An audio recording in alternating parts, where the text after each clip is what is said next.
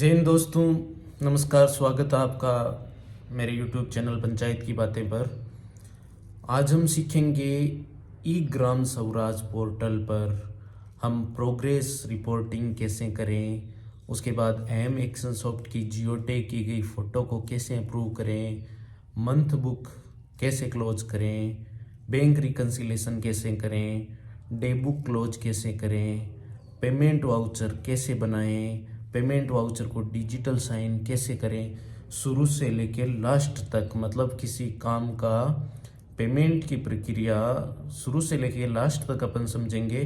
Payment शुरू करने से पहले अपन फिजिकल रिपोर्टिंग, जो काम की प्रोग्रेस रिपोर्टिंग है, वो अपन कैसे करते हैं, उसकी फ़ोटो जो लेते हैं उसको अप्रूव कैसे करते हैं, अपन कंप्लीट आज के वीडियो में समझेंगे। उससे पहले यदि आप चैनल पे नए हैं तो चैनल को फटाफट सब्सक्राइब कर दीजिए।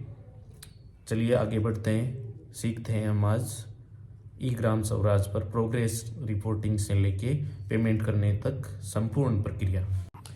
देखो, सबसे पहले मेरे को एडमिन लॉगिन करना है। एडमिन लॉगिन में प्रोग्रेस रिपोर्टिंग देखनी है, लेकिन प्रोग्रेस रिपोर्टिंग से पहले मैं जो वित्तीय वर्ष है वो 22-23 सेलेक्ट कर लेता हूँ, क्योंकि मेरे ये काम 22-23 का है, 23-24 का नहीं है। तो उसी में मेरे को इसकी फिजिकल प्रोग्रेस रिपोर्ट करनी है, तो 22-23 वित्तीय वर्ष सेलेक्ट कर लेता हूँ। और 22-23 में प्रोग्रेस रिपोर्टिंग वाले ऑप्शन में progress reporting, register progress reporting में मैं आ जाता हूँ। अब मेरे को यहाँ से पब्लिक वर्क्स सेलेक्ट करना है। यहाँ पे जितने भी मेरे एडमिन और टेक्निकल अप्रूवल दिए हुए काम है वो शो हो जाएंगे। अब मुझे जो जिस काम की जियोटैग करनी है, प्रोग्रेस रिपोर्ट करनी है, मैं वो काम सेलेक्ट कर लेता हूँ। उसकी फिजिकल प्रोग्रेस पे क्लिक करता हूँ, ओके कर देता हूँ। तो उस काम की फिजिकल प्रोग्रेस यहाँ से मुझे शो करनी है। वर्क स्टेज में सिलेक्ट कर लेता हूँ, during implementation of work select कर लेता हूँ। जिस time during implementation of work है उसकी तारीख यहाँ से सेलेक्ट कर लेता हूँ। एस्टिमेटेड मेन डेज कितने लगेंगे वो पहले से शो है, ठीक है, सेव कर देता हूँ इसको। और इसके बाद एम एक्शन सॉफ्ट जो ऐप है, मोबाइल ऐप है, उसमें जाके मैं काम की जियोटैग कर देता हूँ। वापस इसी में लॉगिन करता हूँ। यहाँ पे एम एक्शन सॉफ्ट में आ जाता हूँ। मॉडरेट फोटोज़ वाले ऑप्शन में फ़ोटो शो हो जाएगा जो मैंने जियोटैग की है। ये देखो फ़ोटो शो हो रहा है, इसको मैं एक्सेप्ट कर देता हूँ। ये फ़ोटो मैं एक्सेप्ट कर देता हूँ और इसको सबमिट कर देता हूँ। एम एक्शन सॉफ्ट में ये प्रोग्रेस रिपोर्ट हो गई है। यहाँ से मेरी फ़ोटो शो होने लग जाएगी और काम भी प्रोग्रेस में आ गया है। इसके बाद मैं क्या करूँगा, मेरे को मंथ बुक क्लोज करनी है, क्योंकि प्रोग्रेस रिपोर्ट मैंने कर दिया है। तो मंथ बुक क्लोज कर देता हूँ। सबसे पहले मेरे दिसंबर की मंथ बुक क्लोज नहीं है शायद, हाँ, तो मैं पहले दिसंबर की मंथ बुक क्लोज करता हूँ ये पूरी, क्योंकि अभी जनवरी है तो पुरानी मंथ बुक क्लोज करनी पड़ेगी तभी पेमेंट हो पाएगा। तो मैं दिसंबर की मंथ बुक क्लोज कर देता हूँ ताकि बाद में जनवरी की डे बुक क्लोज कर सकूं। पर मंथ बुक क्लोज करने में थोड़ी सी दिक्कत आती है, इसलिए मैं आपको ये दिखा रहा हूँ ताकि आप भी समझ सको। देखो यार है, मेकर आईडी से पहले हमें मंथ बुक क्लोज करनी पड़ेगी। तो मैं मेकर आईडी लॉगिन कर लेता हूँ। मेरी ग्राम पंचायत की जो मेकर आईडी है, ग्राम विकास अधिकारी, पंचायत सचिव, जो भी आपके कहते हैं, उसमें लॉगिन कर लीजिए। यहाँ से मुझे ये एरर आता है इस साइट में, ये वेलकम टू जब लिखा था कि तब एरर आता ही है हमेशा। तो मैं ई ग्राम स्वराज एक बार सर्च कर लेता हूँ और फिर लॉगिन कर लेता हूँ ताकि कोई एरर ना आए।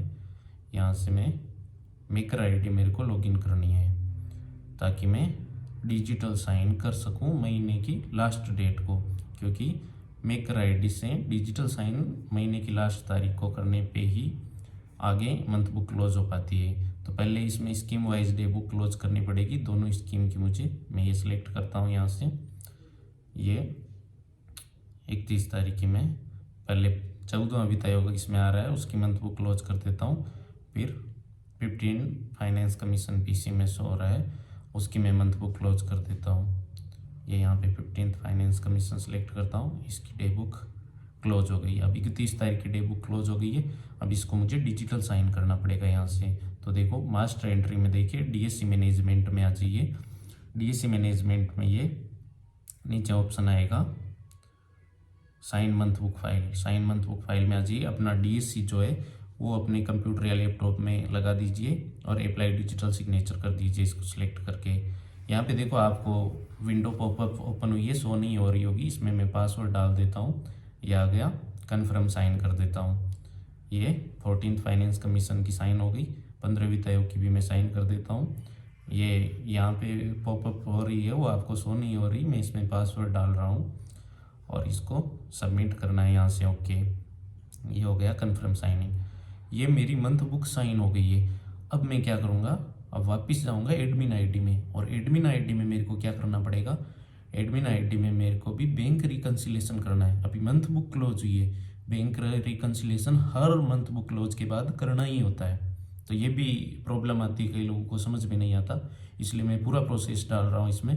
तो ये हो गया, इसके जस्ट बाद मैंने एडमिन आईडी में लॉगिन कर लिया और पीरियड एंड प्रोसीड्यूर्स में आ जाता हूँ मैं, और क्लोज मंथ बुक, यहाँ से देखो ये दिसंबर की मंथ बुक क्लोज कर देता हूँ। ये हो गया 31/12 की मैंने वहाँ से क्लोज कर दी थी, डिजिटल साइन मेरा हो गया था, तो ये यहाँ से भी क्लोज हो गई। अब मेरे को क्या करना है, बैंक रिकन्सिलेशन, जितनी भी बैंकें आपने ऐड कर रखी है एडमिन आईडी में, उन सब का बैंक रिकन्सिलेशन करना पड़ेगा। मैंने शुरू में मेरे जितने भी अकाउंट थे वो सारे ऐड कर दिए थे, इसमें 3-4 अकाउंट्स हो रहे हैं, मैं एक एक करके सबका बैंक रिकन्सिलेशन कर देता हूँ। आपको भी इस टाइप से करना है, बैंक सेलेक्ट कर लो, अकाउंट नंबर सेलेक्ट कर लो, ब्रांच नेम सेलेक्ट कर लो, इसमें बैलेंस जो as per case book show हो रहा है वही बैलेंस अपने को सबसे नीचे जो ये मांगेगा महीना ख़त्म होने पर पासबुक के अनुसार बैलेंस क्या है, वो सेम बैलेंस यहाँ पे अपने को डाल देना है और रिकन्सिलेशन पे क्लिक कर दीजिए। रिकन्सिलेशन पे क्लिक करेंगे तो आगे अपने पास फ्रीज का ऑप्शन आ जाएगा।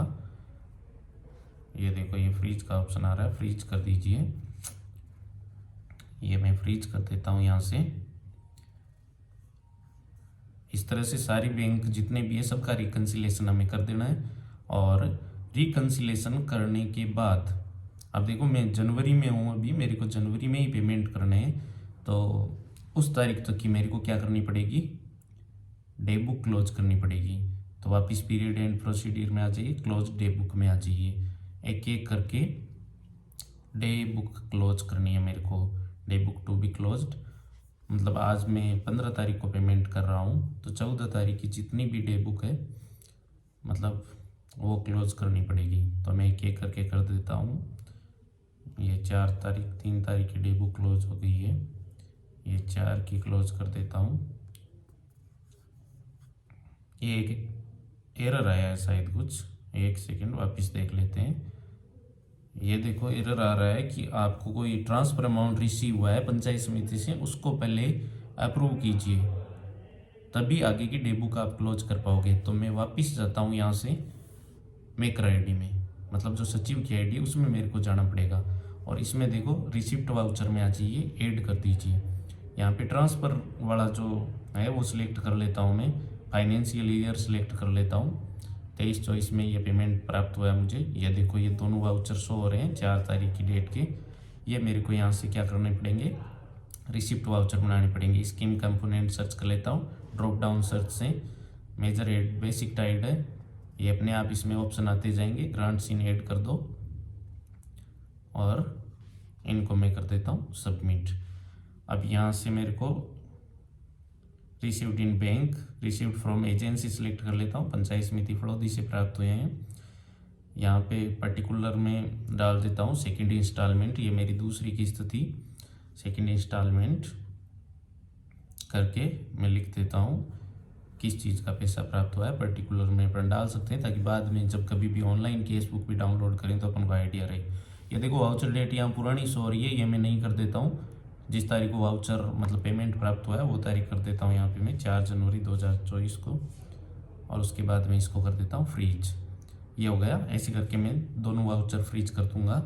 और उसके बाद मैं वापस आऊँगा एडमिन आईडी में, एडमिन आईडी में प्रोग्रेस रिपोर्टिंग में आ जाइए, पीरियड एंड प्रोसीड्यूर में, और यहाँ से क्लोज डे बुक कर दीजिए। अभी देखो 4 तारीख की केस बुक क्लोज करने में अपनी समस्या आ रही थी, अभी नहीं आएगी, अभी देखो ये क्लोज हो जाएगी। ये 4 तारीख है, ये क्लोज होगी देखो सक्सेसफुली। ऐसे करके एक एक करके मैं आज 15 तारीख है तो 14 तारीख तक की केस बुक क्लोज कर देता हूँ। ये मैं 14 तारीख आ गई, 14 तारीख तक की मैं केस बुक क्लोज कर देता हूँ। ये हो गई। अब इसके बाद मैं वापस जाऊँगा कौन सी आईडी में, मेकर आईडी। ये देखो मेकर आईडी में ऑनलाइन पेमेंट वाउचर में बना देता हूँ। यहाँ पे जिस काम का मुझे पेमेंट करना है, जिसका मैंने प्रोग्रेस रिपोर्टिंग की है, जिस काम की मैंने जियो टैग की है, जिस काम की मैंने अभी रिसिप्ट वाउचर बनाया था, वो ज़रूरी नहीं है आपको बनाना पड़े। मेरे पंचायत समिति का काम था ये, वहाँ से किस्त आई हुई थी तो इसलिए मुझे बनाना पड़ा।